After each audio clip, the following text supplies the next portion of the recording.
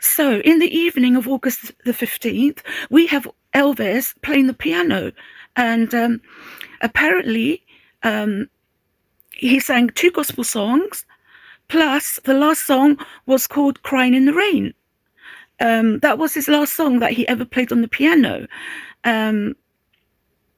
So he was in good spirits. Little did he know that a few hours later he would not be here. He would not be here. You know, this small pill caused a fatal chain reaction that led to Elvis's demise, I'm afraid.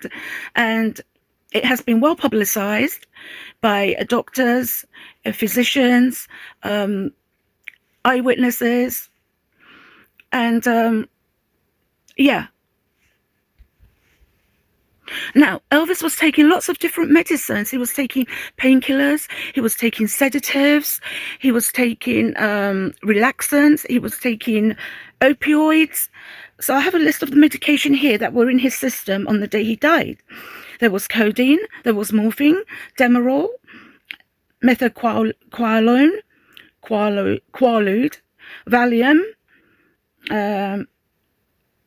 phenobarbital, ethanamide, barbiturates, and sedatives, and as antihistamines and sleeping pills. There was a great number of a cocktail of drugs in his system on the 15th of August. These pills, he would take them every day for his different conditions. Okay, they weren't used. They're not recreational drugs. They were not used for recreational purposes. They were not used. He wasn't using them to make him high. You know, these drugs were used for the various purposes they were designed to be used. After finishing the songs, when he played at the piano, he decided, in the early hours of the 16th of August, he decided to go to the dentist. I think it was around 2:30 in the morning. I'm not exact with the hours. He decided to go to have some treatment done because he had a toothache, and Elvis had lots of cavities and tooth decay for many, many years. So he decided to go to the dentist. It wasn't to whiten his teeth or to have his teeth cleaned. It was for treatment. And his dentist prescribed codeine as a painkiller after the treatment, which is a regular thing. It's a normal thing to do, to prescribe somebody a mild painkiller such as codeine. But when he had the autopsy, they found that Elvis had 10 times the amount of codeine that a normal person should have. So he had 10 times the quantity. And this is what we need to look at now. Why did he have 10 times the amount of codeine in his blood system, in his blood? Now, codeine alone would not kill somebody, you know, just the codeine itself, even in those large quantities. Yeah. But Elvis was in bad health. He was really ill. He had heart disease, he had diabetes, he had organ stress. All his organs were stressed out. He was weak. His body was weak. He had a lot of, his arteries were blocked. They said he had the arteries of an 80-year-old when they looked at his arteries during the autopsy. Elvis had colon problems. He had digestive problems. He wasn't digesting his food properly. He had constipation.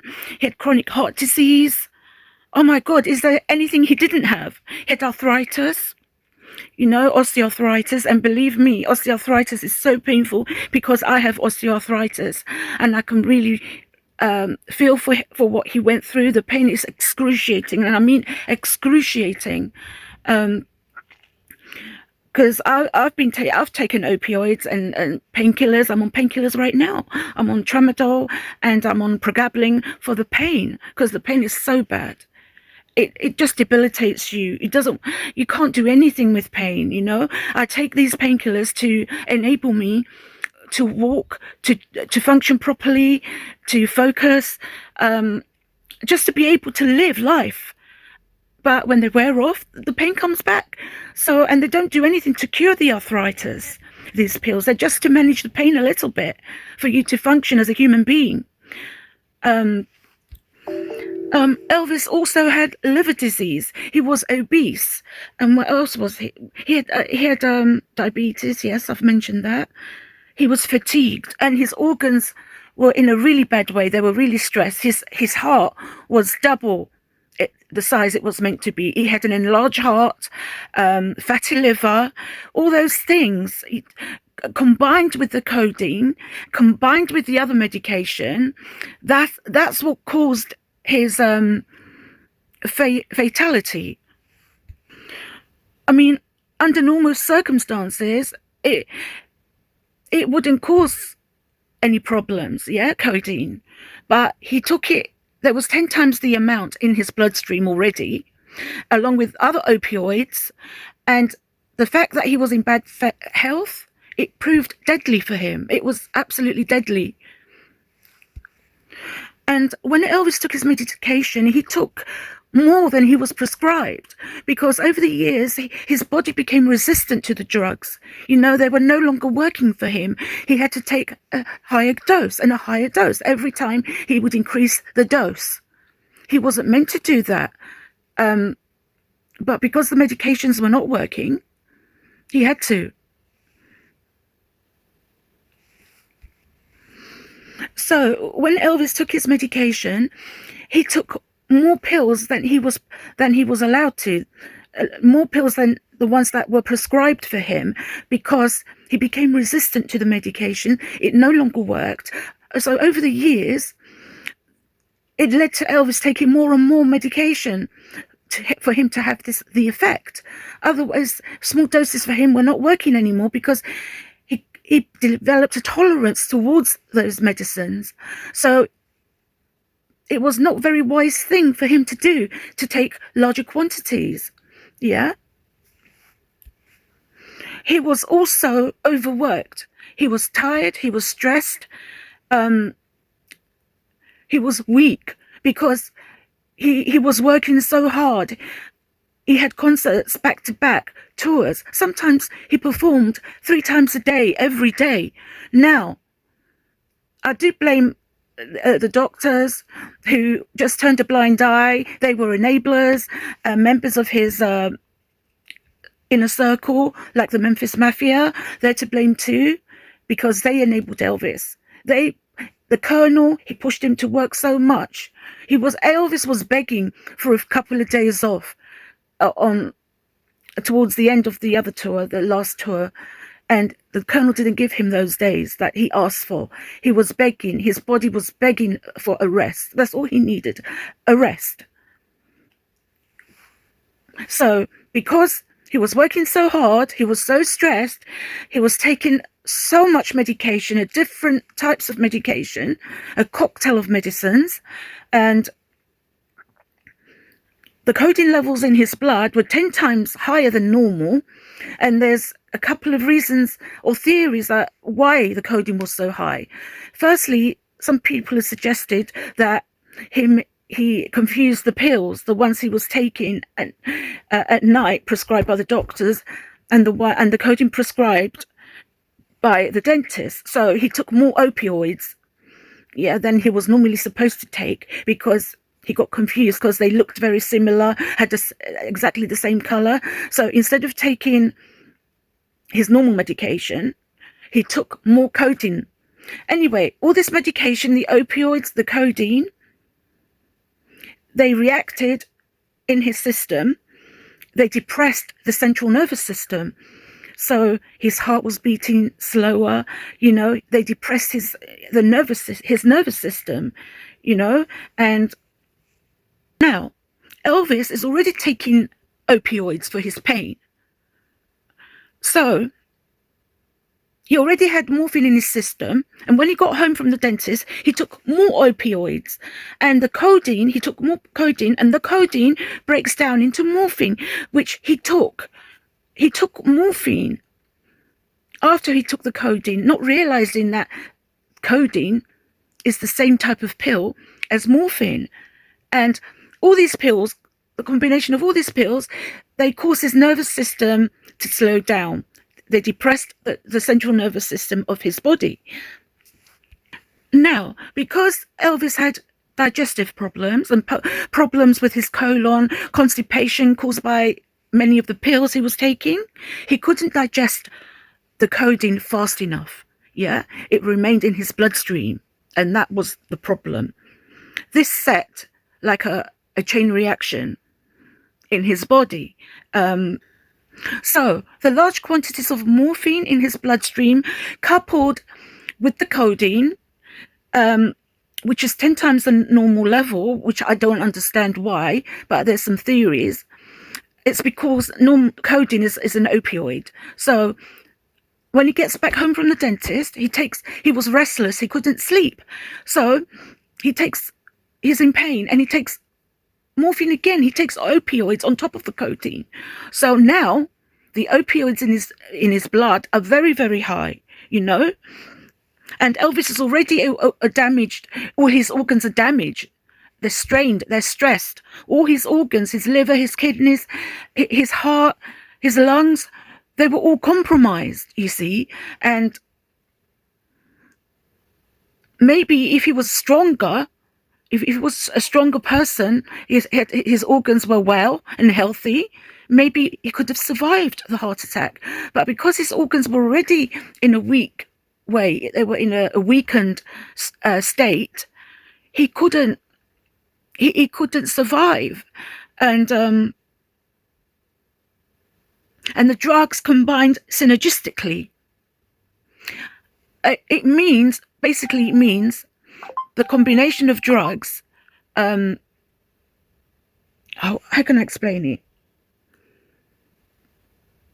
The combined effect of the drugs is stronger than the drugs individually, if you understand what I'm saying. Sometimes when you have a combination of things, it's stronger.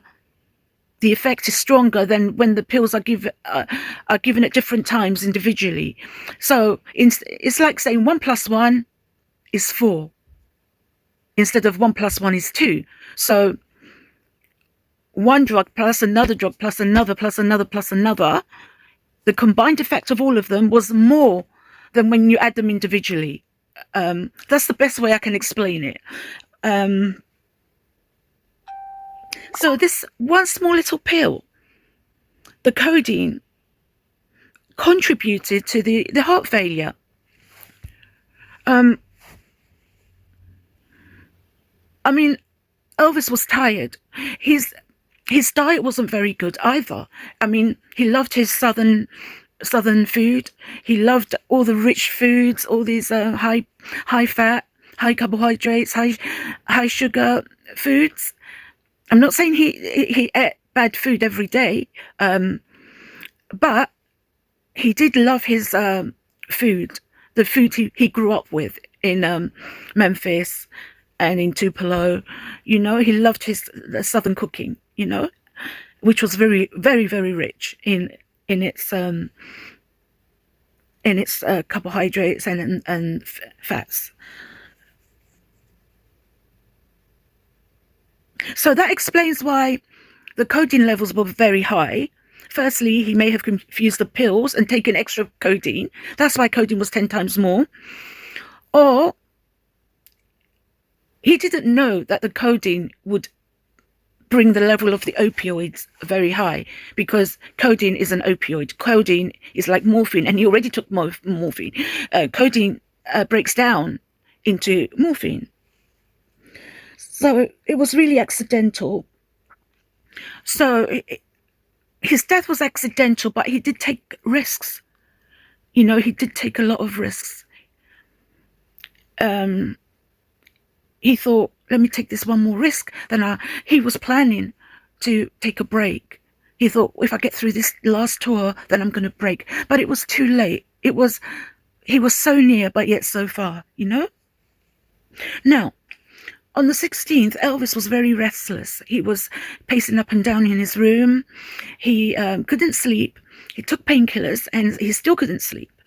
So around 4 a.m., Elvis goes to the bathroom to read a book. What was the book called? I'm thinking. the face of Jesus, something about the face of Jesus. He was looking, I don't know, but it was a spiritual, religious book. He was a very religious person, a Christian man. Now, the theory is, well, I don't know whether it's a theory, it's been claimed by the doctors that whilst he was in the toilet, whilst he was in the bathroom, he tried to open his bowels. But he was straining a lot, severely straining to open his bowels. So this is called, it's called the Valsalva maneuver. And this Valsalva maneuver, they think, caused this fatal heart attack. I mean, in a healthy person, maybe he could have survived, maybe not. But Elvis's body was weak. As I said before, had organ stress. So the combination of pills, which is called polypharmacy, all the different drugs in his system, plus the intense straining on the toilet, it triggered a heart failure. Now, the codeine, along with all the other drugs in his system, caused, as I said, it caused the nervous system to slow down. It depressed the central nervous system, and this caused cardiac arrhythmia, which is an irregular heartbeat. So this irregular heartbeat was fatal for Elvis because of all the reasons I told you about, because of his health, because of his damage to all the organs in his body. He had fatigue. And also, I read somewhere, and I can't remember, somebody was saying that he had a bad reaction to codeine anyway. Elvis had a bad reaction to the medication he was on anyway. So he had 10 times the normal level of codeine in his blood. So this combined with his bad health, it caused a heart attack. He was taking antihistamines for lots of different allergies as well, Elvis. He was taking them. Now, researchers are also saying that Elvis had genetic diseases, maybe due to his grandparents. They were first cousins. They married first cousins. So it caused a lot of problems. That's why he was so ill from such a very young age. And he had insomnia. He couldn't sleep. He couldn't sleep at all. Since the army days, he's never been able to sleep. That can't be good for your body, It causes a lot of damage if you can't sleep.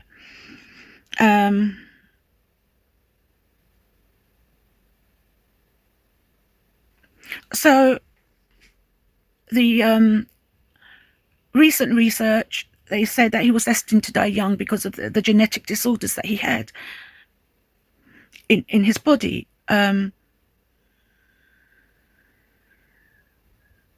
So in my opinion, even if Elvis didn't die that night,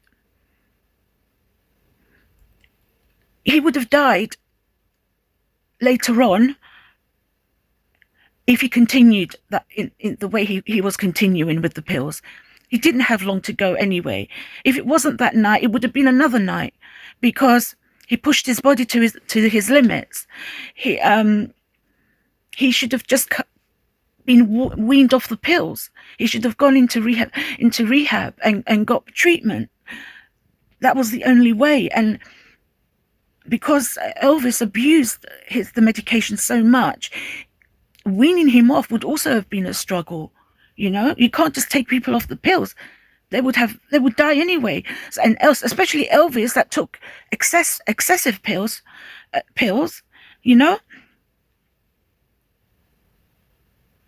His life was at risk, but he did take that risk.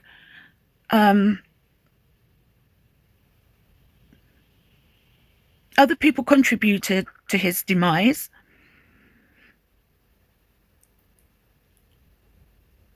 And Elvis himself believed One minute, Elvis believed at times, Elvis believed he would die soon because he felt it in his body. He felt that he's not gonna live for long. He realized it, that his dependency was too much, and he thought he was gonna die, because he did tell several people, next time you see me, will be in a different realm, in a higher plane. Some people, he will. Some people said that he said that he would die at 42, and that was true. He died at 42.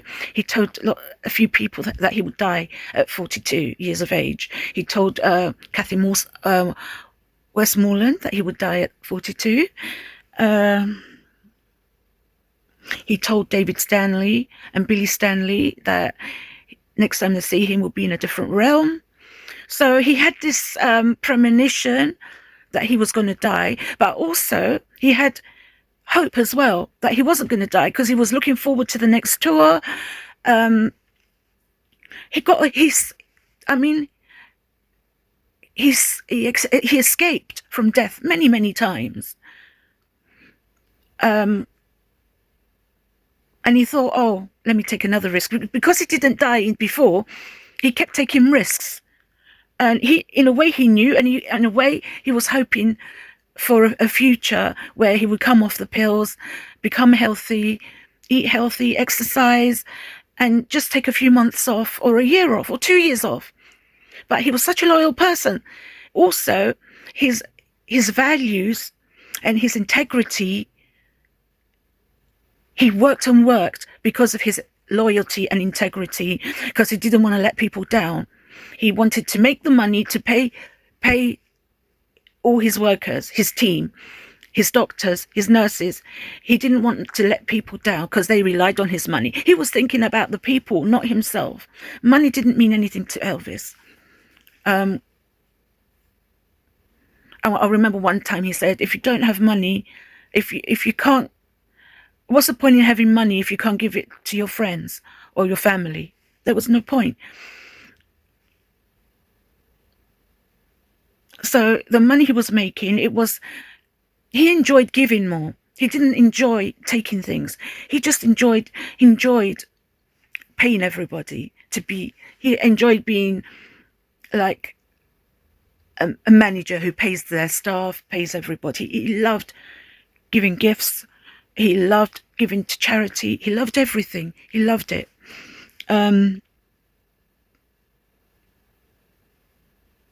In a way, he felt himself that his body won't be taken anymore. He's not going to be taken anymore.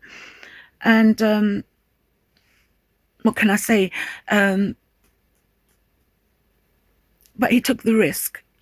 And there was too many risks. One too many risks. And that is it. So codeine was considered.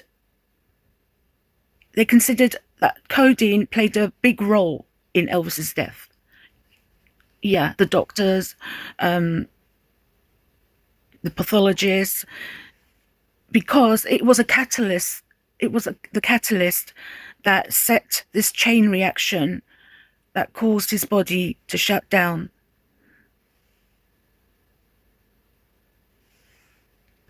So ultimately, straining on the toilet made the heart rhythm fatal. The cardiac arrhythmia became a fatal process. So basically, he died because of all this combination of things. And I believe Elvis, he just gave up towards the end. He really gave up. He was drowsy all the time. He just gave up on life.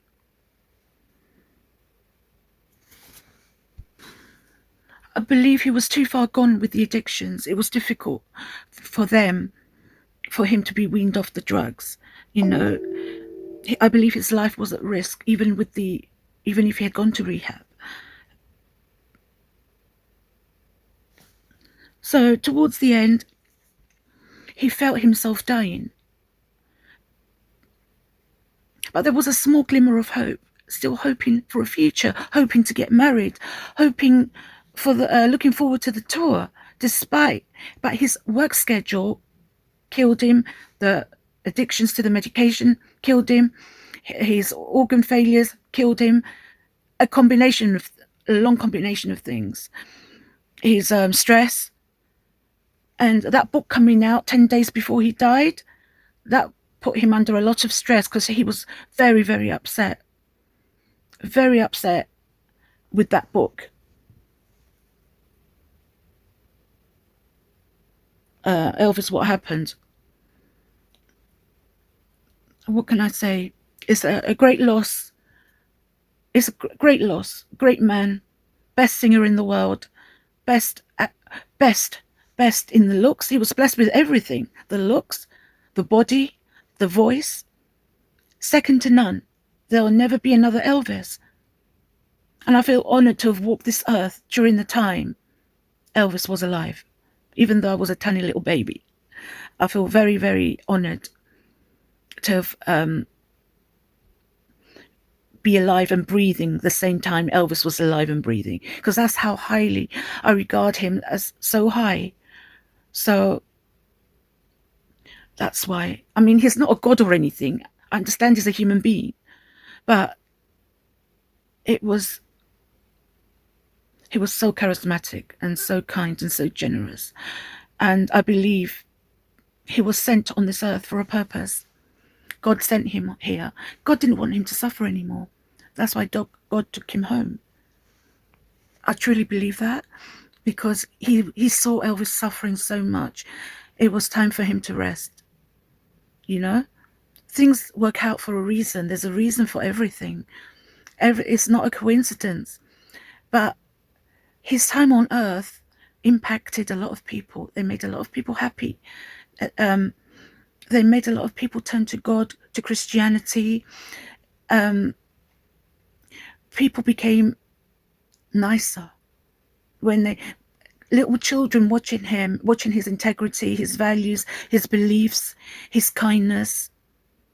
That would impact a young person to behave the way he behaved.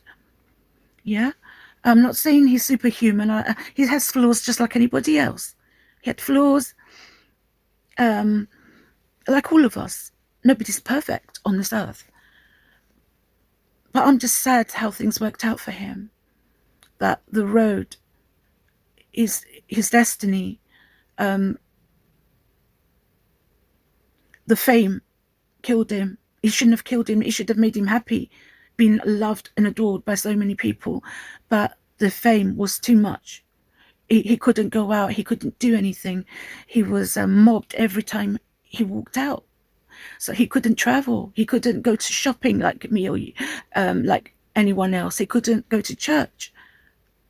He couldn't do anything. So the fame became a negative.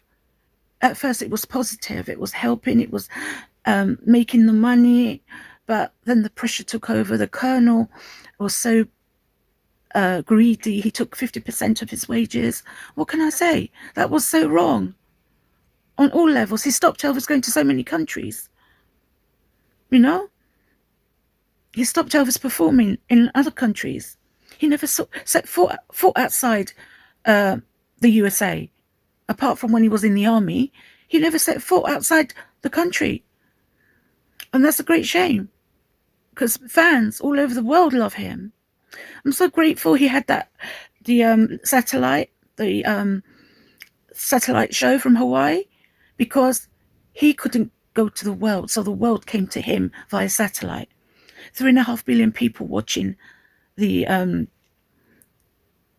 satellite show, Aloha from Hawaii in 1973. So I'm just happy we have his music, we have bits of him, we have his films to watch, and he will never be forgotten. His legacy is never going to be erased. His legacy is growing and growing and growing, despite all the bad things people have said about him, his legacy is growing. For the last 50 odd years, they've been bashing him. But his legacy has been growing and growing and growing, despite all these things they say about him, which most of them are wrong. Anyway, guys, I've rambled on and on and on. I hope I haven't bored you, but Elvis is in my heart every single day. I play his music and I love him so much. And I hope to see you soon, guys. I'm going to do another video soon. And I hope you guys can join me. Come on board. Join our channel. Subscribe. Give us a like. I would really appreciate it because our channel's quite small, you know. And it would be so nice if my channel grew so that people can get to know Elvis more. I don't charge for membership or anything like that. It's just for Elvis. I love Elvis so much. And if I don't share him, I get withdrawal symptoms. And if I don't listen to his voice, I just get withdrawal symptoms. I think I'm an addict, an Elvis addict.